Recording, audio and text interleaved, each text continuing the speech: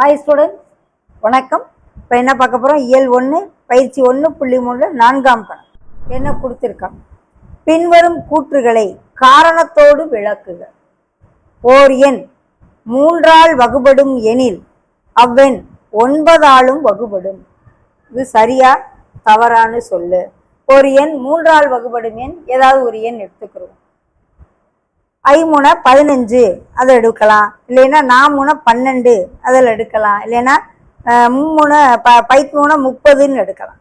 இந்த 3ஆல் வகுபடும் எண்கள் 3ஆல் வகுபடும். இது 9ஆல் வகுபடுமா? 15 9ஆல் வகுபடாது, 12 9ஆல் வகுபடாது, 30 9ஆல். அப்ப காரணத்தோடு கூறுக அப்படின்னா 3ஆல் வகுபடும் எண்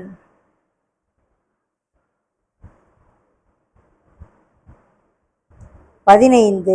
ஒரு எக்ஸாம்பிளுக்கு ஒன்றை மட்டும் எடுத்திருக்கேன். 9ஆல் வகுபடாது, 9ஆல் வகுபடாது. அப்போ அவங்க கொடுத்துருக்க கூற்று என்னது? தவறு. கொடுத்துருக்க கூற்று தவறு. ஓகே, தவறான கூற்று கொடுத்துருக்காங்க. 2வது, ஒரு எண் 12ஆல் வகுபடும். இது ஆனா கணக்கு. அடுத்து ஆ. ஒரு எண் 12ஆல் வகுபடும் எனில் அவ்வெண் 6ஆல் வகுபடும் சொல்றான்.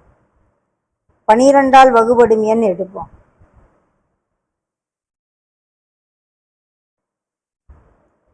எந்த எண்ணுனாலும் எடுக்கலாம். 1 12 12 2 12 24 3 36 எந்த எண்ணுனாலும் எடுக்கும். 24ன்னு வச்சுக்கிறோம். இது 6ஆல் வகுபடுமா? 24 6ஆலும் வகுபடும். ஸோ கூற்று சரி. பெரிய எண்ணாலே வகுபடும் பொழுது 12 6இன் மடங்கு. ஸோ எந்த எண்ணெல்லாம் 12ஆல் வகுபடுமோ அந்த எண்ணெல்லாம் 6ஆலும் வகுபடும்.